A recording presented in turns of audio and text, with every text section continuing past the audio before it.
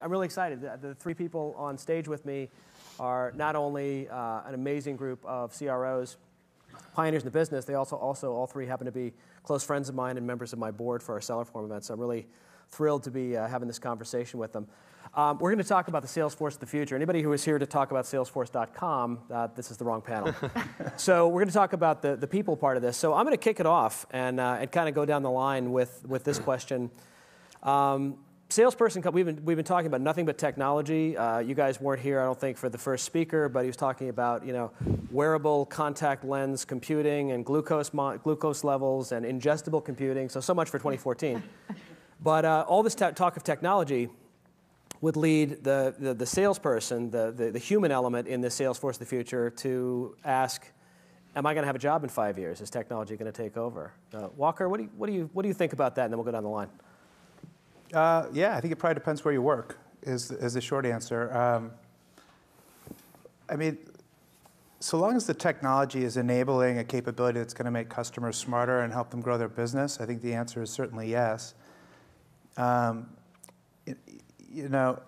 So often when people talk about programmatic, it's code for remnant. Mm-hmm. And I think that if it's a very cynical attempt to sell unsold inventory, I'd probably get your resume together.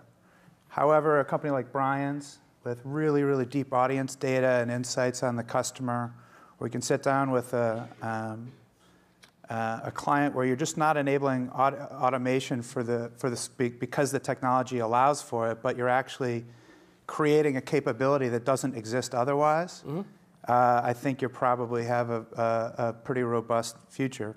But when you talk to people in the investment community, we talk to investment banks and you talk to VCs, they seem to reward companies that do more with fewer people. They seem to be kind of trying to engineer people out of the equation. And I think a lot of salespeople are, rightly a little nervous about the space. Lisa, what do you think? I think people are an invaluable part of the equation. They always will be. We were three sellers together as well in the marketplace. So what made us successful, I won't share their dirty secrets, but it's a very different skill set. I think you have to be part technologist, part media consultant, part brand consultant, understanding the audiences and the technology, but absolutely there's a need for people. So Brian, you've been with a couple of companies that have invested in technology, and the technology conversation seems to always begin with, this will sell itself. Right, our program, our initiative is so good that it'll sell itself. So just have enough salespeople there to catch this, right? So, do you feel like people are being engineered out, or are you finding that they're playing a bigger role than what you guys do? Well, we made it mandatory for all of our salespeople to attend night classes at DeVry Technology, so that's been very positive. There's a lot of skills that they're learning there, but no, I think that if you look at our core model, which is how we started the company, I mean, we have large dedicated teams that support ad sales for retailers like Walmart and eBay, and you would think that the advent of programmatic would be a huge threat for that model, right? Because I mean, there's nothing more people intensive than kind of like a rep firm. My CEO would kill me if I said that, but you look today, and we've had an incredibly successful year with programmatic last year, and it's because of the people that we hired, and the retailers were convinced pretty quickly that they can trust us with that too, and it's so interrelated. And a good example I like to use is, we had a massive year with programmatic with eBay, and 80% of the programmatic buyers are also direct advertisers. So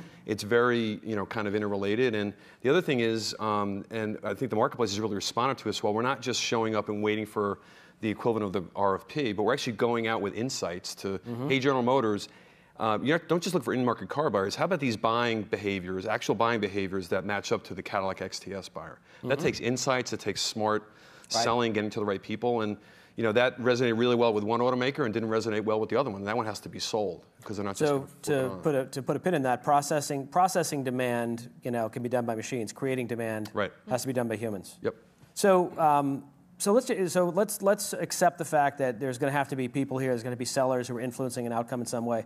Then we get into the question of what are those? Who are those people going to be? So I want to start with the people that are already there, right? And one of the things I thought about this morning was, so you guys are all digital natives. You've been in linear companies and you've stepped into what was a very linear traditional kind of an industry with shopper marketing, Brian. But Walker, Reuters, Turner, and now Clear Channel Outdoor.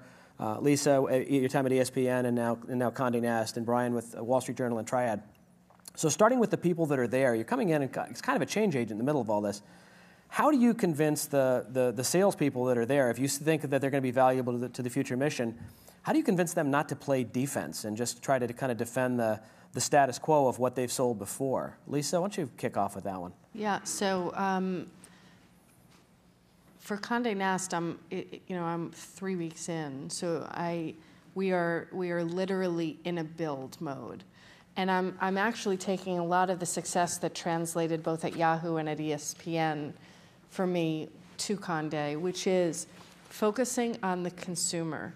The question that we get asked every single day, and I think that one of the big pieces of value that we bring is we know our consumers as well as our advertisers know their consumers. And by the way, they happen to be the same people. And so the more that we can see, there's a lot, we're in a world where there's so much data, and what our role has to be is translating. Mm-hmm. We have to be translators of the data that can help, our clients move the needle forward. So, but the people who are there, and I'm talking about sort of like the native population of the company, right? Obviously, hey, boy, I'm thinking about my future with Condé Nast. I want to go to work, go to work for Lisa. So, are the people, who are there? Are they going to be the ones to sort of step into that role, or do you need to bring in, new talent from the outside? It'll be a mixture of both. I think we've got a great team already in place, but we've got to build on that foundation. But where I was going was, if your North Star continues to be your consumer, and as a seller, mm-hmm. you're constantly providing deeper insights into how to be innovative in reaching that consumer, mm-hmm. you will always be relevant. You'll always be relevant to me. Yeah.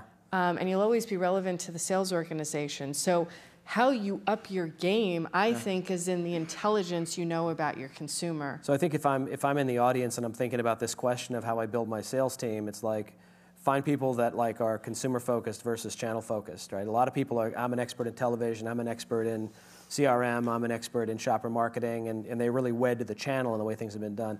Brian, you've had to kind of plow that ground at Triad, right? Yeah, no, I think we elected this for 2013 to hire a programmatic sales group, and they worked very much in tandem with the direct display team. I made a mistake early on when we were talking as an executive team about where we're going to find these people, and I made the mistake of saying, well, it's kind of like an ad ops person with a personality.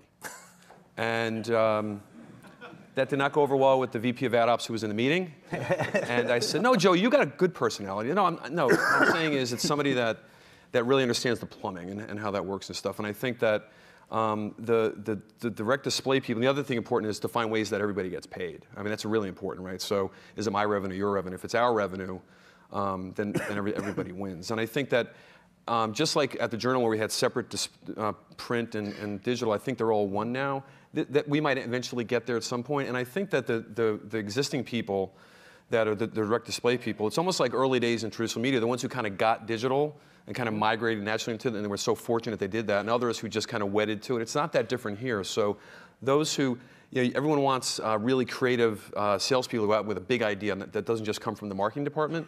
The same thing is in the case here. We had one of our big successes in Q4 was we did a private marketplace deal on Black Friday, and we did it directly with the DSP. And it was a huge success, drove a huge amount of revenue. Everyone was happy, and it was like, where did that come from? It came from some really creative thinking on the part of the sales organization. So Walker, you're stepping into for lack of a better term, a mature channel with with a lot of outdoor sellers all over the country, and you're in the process of kind of re-engineering this with Suzanne, re-engineering the company and kind of where it's going to go from a sales perspective. So, how do you get people to sort of not orient themselves around kind of the fear of loss and the fear of their world changing, and kind of get them to lean into what's ahead? Well, I mean, look, the first thing is I'm new to out of home, and we have a large organization of people with a tremendous level of expertise. And it would be tremendously arrogant and misguided for me to pretend that I know all the answers and to discount all the things that have led to their success and what they've built. At the same time, I work for a company that values diversity of experience. And if you look at what's happening from our management team, my boss, Suzanne Grimes, came from a storied career in traditional publishing. Kenny Shapiro and I have a background in cable television and digital, and you see some of the things we're doing in marketing and research where we're bringing people in from cable and broadcast, and we're bringing people in from Microsoft and other places. What we're trying to do is expand our opportunity. And it's not about an us versus them, and the new way is going to beat the old way. That's, I think, is an overly simplistic way to think about it. What we're trying to do is to understand the best practices, and we have deep relationships with out-of-home specialists, for example, that we very much value, and they've helped us build our business to where it is. But at the same time, we realize that by understanding our customers' business and helping them develop solutions to grow, things like shopper marketing, things like digital. We've been upgrading our assets over the last 10 years. We have more and more digital than we've ever had. How do we bring some of the digital capabilities from the internet to out of home? Things like real-time marketing and some of the things we're seeing in social. There's no reason why those capabilities shouldn't be executed more broadly and out of home. And trying just to continue to push from a product perspective on innovation. So that, and that requires I think a sales organization that understands both. And so really what our role is, what my role is, I believe, is to try to develop a framework where we're welcoming in new capabilities and new ways of doing business, and continuing to celebrate the way that all the things that have gotten us here. So kind of an everybody wins scenario. Well, I mean, I know that you're a cynical guy, and that's a, it sounds maybe a little utopian. But look, at the end of the day, I think that if we don't innovate, our business is going to stagnate, if not die. Okay, so let me ask kind of a tactical question now, which is this. As you go out there, we're talking about digital capabilities infusing a lot of what everybody does here. It makes it bigger than the channel that your businesses used to call on. Your guys used to call on the out-of-home specialist, right? Lisa, your folks were talking to either print buyers, or I guess you're going to move into maybe touch broadcast as well. Brian, your guys are used to calling on the shopper marketing specialist. Where are the new budgets? What are the other budgets that they should be tapping into? If you're running that sales organization and kind of getting them to think bigger, what should they be? Where should they be dipping their toes? Where should they be looking for more money and bigger opportunities, if not in the existing channel? Brian, why don't you kick off with that? Yeah, I think one area that most media companies just completely ignore are promotion agencies. And we have put a fair amount of effort against that, and a lot of them are kind of located up in Connecticut and around there and stuff. They don't have media budgets necessarily, but they influence a lot of things, and I think that they're the ones that activate national promotions and things like that. I think that's something that is worth an investment in, at least giving giving somebody some responsibility for that. Lisa, I haven't gotten into the depths of we haven't had a chance to really catch up directly on kind of all the stuff that you're going to be doing at Condé Nast Entertainment, but I would imagine that there's an awful lot of different pools of money and advertiser interest that could find their way into that. Yeah. So how do you run a sales force if you're not having them focused on a very linear channel, right? So where do you begin that process? We're building a video platform for Condé Nast, right? And the brand is Condé Nast Entertainment. It's about 1.5 years old. And so there's an enormous opportunity to build credibility through the kind of scale and the kind of innovation that we're going to bring to the video space with the broadcast community. I was in a meeting this morning at an agency. We had more television and digital buyers and strategy folks and planning folks than we had print folks. And that's really important because the brand equity within the broadcast world for Condé Nast isn't enormously high. The opportunity is enormously high. The other thing that I would say, coming from a traditional cable company, is clients. The television community spends an awful lot amount of time with Madison Avenue, as they should. Well, specifically with buying agencies. They're oversubscribed at the buying agencies, not even getting to the planners in many cases. So we are going to spend quite a bit of time with customers. Not that agencies aren't our customers too. They absolutely are an important piece, but I think sometimes we ignore how important brand managers, CMOs, VPs of advertising can be to influencing greater opportunity. Yeah. So I mean, I always talk about having a strategy of disruption versus a strategy of inclusion. Yep. A lot of sellers spend a lot of time and energy trying to sort of just be good enough to be in the mix, and by that point, it's too late. Right? Walker, similar orientation around like getting to clients, because obviously you're talking about some things that are really going to energize and kind of revolutionize the out-of-home business. So do the clients have to be the drivers in that conversation? Yes, it's everything for us. And I'll share a funny anecdote. I think that our company has much like some of the print channels and the television channels, and to a certain degree, digital channels this has happened to. You become so immersed in the day-to-day with the people you're transacting with at the agencies that you sort of skip the sort of understanding the capabilities and what it could be, and you end up sort of in a negotiation. Mm-hmm. If that happens enough times, maybe you even forget about the value you're creating and why the media is so important and all of the things it can do.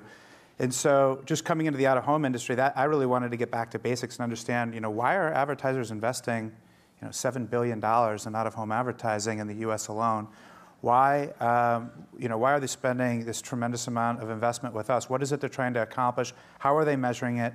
How are we competitively positioned against, and what you realize is there's some really, really good answers to those questions. Mm-hmm. We've got, we help build brands, and it's in a very measurable way. We drive consumers to retail. We've got proximity to where consumers are shopping. That's a huge advantage. But none of our capabilities and our products, we're sort of celebrating mm-hmm. those areas where other media can't compete with us, because we were just in the trenches mm-hmm. dealing with the RFPs. Yep. And your point is, for us to win, it has to be to go up to 10,000 feet, mm-hmm. talking to CMOs about sort of unlocking capabilities in a big way.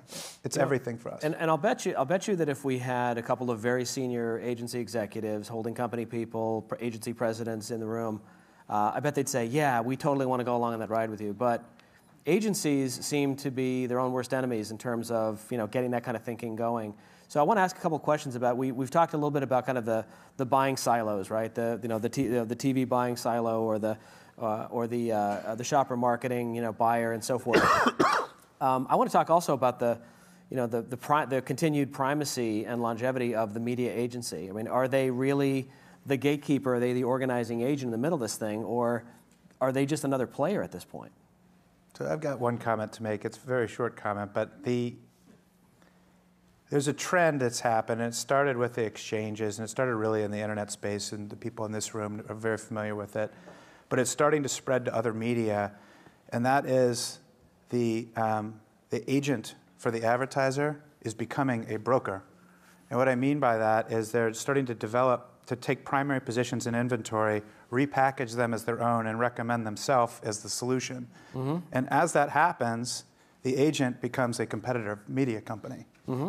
And it's a really, really interesting dynamic that'll be interesting to see how it plays out. But it's a trend that's irrefutable and something that not a lot of people talk about. What's an example of an agent like that, a broker like that? Who? Viva Key. Right. Okay. But that's just plugging a problem. It's plugging a model that is not necessarily as relevant or profitable in today's world. So. Mm-hmm. I think that we do want that model to succeed. It just isn't going to succeed the way that it currently exists. Mm-hmm. I do think there is a ton of value. The other thing that's happening, because we're talking about people and talent, is that how do we celebrate that the agency that used to be known for creating the world's most creative marketing solutions and ideas, mm-hmm. how do they get back to that, because that's what they're really good at? And how do you start attracting talent? Mm-hmm. I can't tell you in the last, 2 to 3 years, how many folks from the agency side have moved to the publisher side. Why? Because they want to sell? I don't think so. I think they're just looking for, a grass is greener type thing.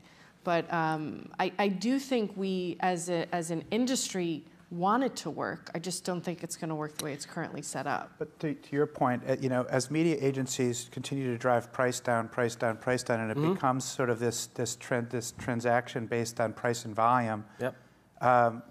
and that creativity starts to get lost, what you're seeing is media companies building their own creative capabilities and going directly to the clients. Yeah. And it's happening everywhere. Yep. I know both of our old companies, we built the agencies ourselves. Right.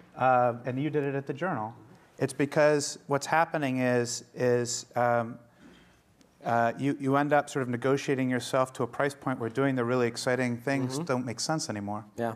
Bob Lord, a media guy, sales side guy from AOL Networks, formerly agency head, he got up here in his interview this morning with Joanna O'Connell, and was asked about the primacy and what was the future for agencies and holding companies, and first thing he talked about was, well, they're still going to be valuable to the client because they have buying clout. So the fact that the first answer he gave was about negotiation and leverage told me that there's if I'm looking into that void as a sales leader or publisher, thinking, do I really want to sort of send my troops in there, or do I want to send them to somewhere else?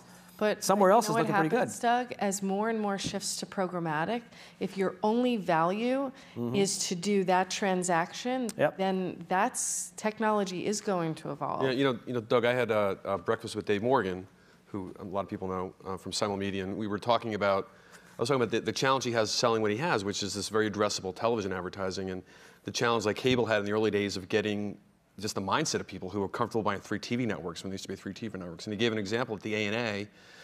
There was this huge advertiser, and he waited till a seat opened, and he ran to get next to the advertiser, and he watched the agency that wouldn't give him a meeting for this massive advertiser, and he convinced the guy within 5 minutes that you got to meet, and the agency guy was like, oh, look what he's doing, he's going to my client, because it's like, how could you avoid that? It's like it's something that you should at least be smart enough to take a meeting with Dave Morgan about, so it's stuff like that. Well, it's great to be a game changer unless you're meeting with somebody who doesn't want the game to change. Exactly, right. That can be pretty tough.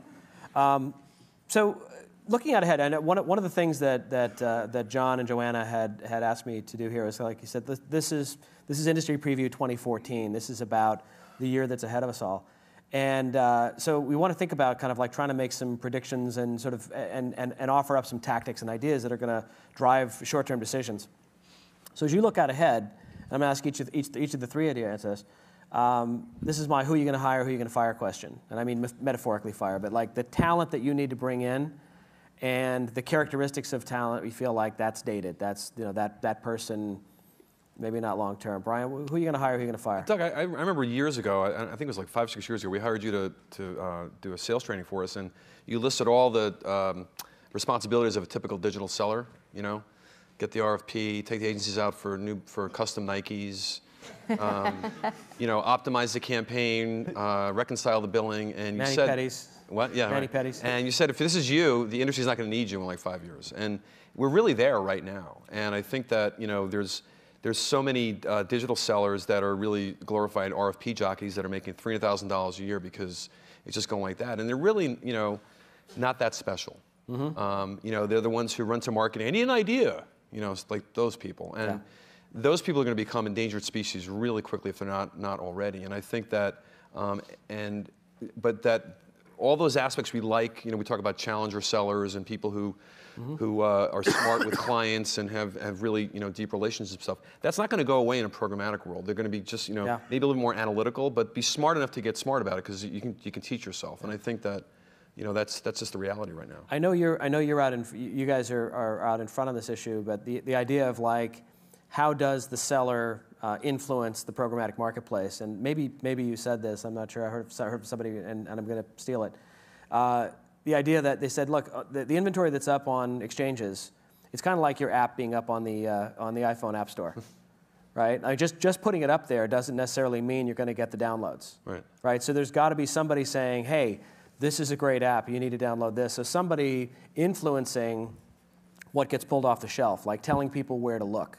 And I know we want to say that it's all about science, but I have a sneaking suspicion that this is a lot more manual still than we think, and that there's a lot more human influence in the programmatic marketplace than we might think. Absolutely, yeah. To get a $50,000 order, up on your website, you probably have 35 people touch it. So if programmatic does nothing but make that process more efficient, Yeah. but I firmly believe that there'll be a lot of business that gets transacted by humans and then gets negotiated by humans and then transacted programmatically. I'm very much in favor of that. Yeah. And think that's really smart and strategic.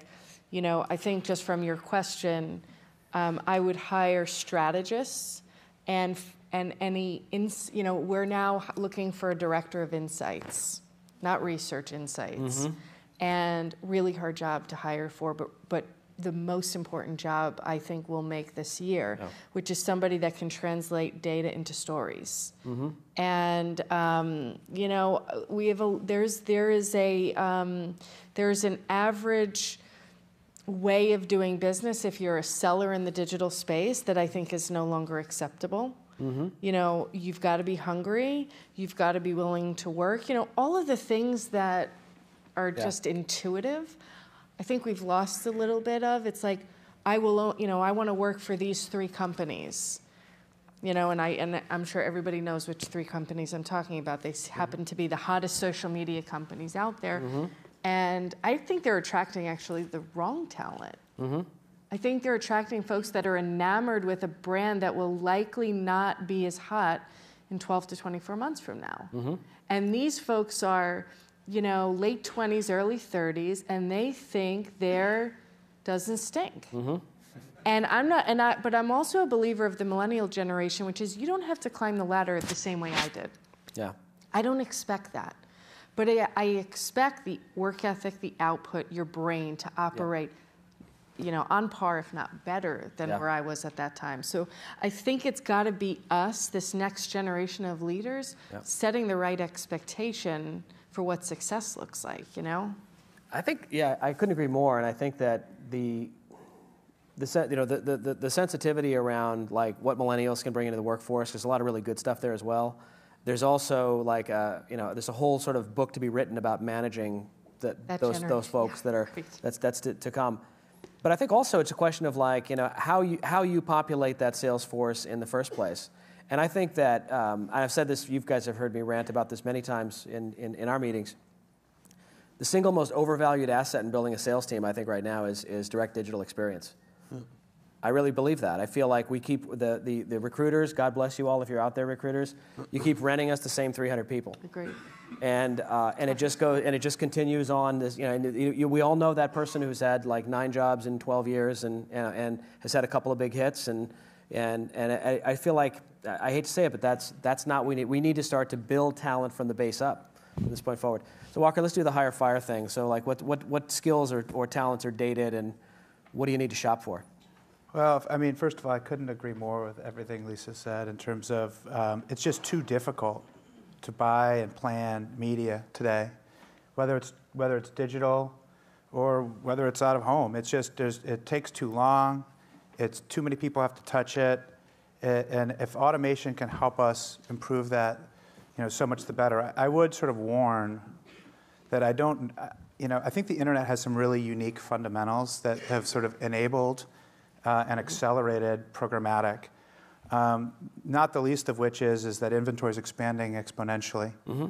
The second of which is that there's really, really high quality audience data flowing through, which is translatable and transferable, and the marketplace has decided to value the audience end user as opposed to the media placement. That has also enabled it. And so, you know, to me, when I look at like out of home, or I came out of cable television, inventory is constrained. It's fixed, and it's in very high demand. And so the notion, except for all the, if you're a cable operator, all those other channels that are on your dial that. I never worried about those. You never worried about those? But, the long tail? Yeah. So, well, there isn't really a long tail per se, but you know, to your point is, I think that it's like all of these industries. If you're a small provider, you're probably not the one who's going to be setting the sort of rules for the rest of the marketplace. And you might have to work with rep firms, you might have to work with programmatic, you might have to work with technology. But for the sort of, you know, most of these marketplaces are pretty oligopolistic in nature, and out of home is no different than that. And so, where we need to be focusing is how do we use automation to make the workflow better? How do we hire people that can bring insights to help make our products work better for our customers, where we can create more value?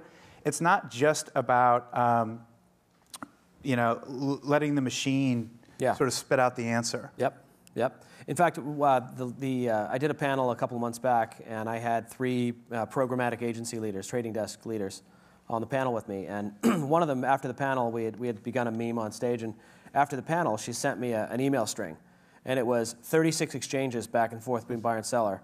The deal was for $29,000. Yeah. I mean, it's 36 back and forth, each way. Like 36 questions, 36 answers. And then at the end of it all, it was just like, they walked away because it was just too complicated. So I think that the thing that we don't have time to get sort of really deep on programmatic stuff here, but I think one of the things, great places to start these discussions is, what do we all agree on? We all agree on process reform. Correct. I mean, you can have a different opinion about real-time bidding and levels of automation and pools of inventory and all that stuff, but you got to fix that part of the process, no question. So we have just a few minutes left, and we have time for maybe 1 or 2 short questions. I know we've got a couple of runners. I believe we do. Runners, wave your hands if you're there. Oh, over here. Thank you. So if there are questions, feel free to put your hand up. Did I see one over here? Anyone? Bueller? Anyone? Okay. If not, if so, get the attention of somebody. If not, I will finish out with yet another brilliant question. But I feel kind of selfish doing that myself. So I'm going to ask a soft question here, but I think it's going to be maybe one of the more meaningful ones that we're going to have. I was having a conversation on the hall with Ramsey McGrory and John Nardone, and we were talking about salespeople. We're talking about the people who's going to populate the demand creation side of our business. And they asked me, well, what are the if you're not going to value somebody's resume and their Rolodex, right? You're both kind of overrated. What are you going to value? What are the human qualities that you want in a seller? And I'm going to give you up to 3 to choose. You can say, look, everybody that's in my sales organization going forward has to be these 2 or 3 things. Brian, what would they be? What are the human qualities that you look for? You know what? This is going to maybe sound a little bit counterintuitive, but you need people that know how to have fun. And I remind my team, our teams all the time, that we're not, curing cancer here. I mean, if you can't have fun in this business, because you can watch people get worked up or whatever, and they're worried about, with their number, and the agency's not calling me back. It's like you just gotta.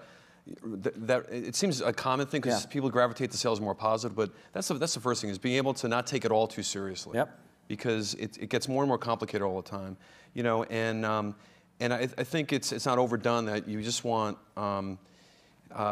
people that really want to win, and not just win to say they're the highest biller or the number 1 ranked salesperson, but that they got a client to go from here to here. Yep. Like that really used to get me when I was selling that. I just changed somebody's mind, and the money was secondary. Yeah. Because I really, and you talk about this when you talk about challenger sellers, is I really know what's right for and I'm going to go out on a limb and really push it. And you get them there, I mean, it's exhilarating. I mean, try to get people to get into that, and that's not just about the money. Lisa, what do you try to surface when you meet somebody who might come in your organization? So I would say, to Brian's point, balanced for sure. Somebody that has... as opposed to unbalanced, which many of us have. Look, I mean, if the only thing that you can talk about, if you are at a conference or at an event, be interesting. Have other interests, have other hobbies besides the media business.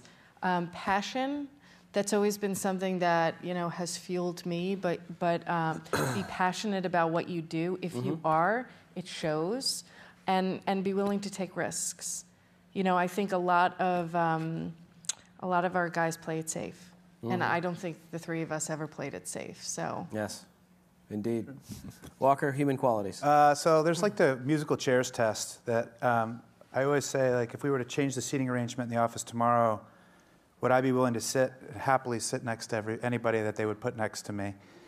And if the answer is no, that's probably not somebody I should be bringing in the organization, because somebody's got to sit next to them, And so I mean, that's like code for culture. Yep. And creating it's creating this sort of type of environment where it sort of that's the baseline of it. But what it's really about is building an environment of collaboration. Yeah.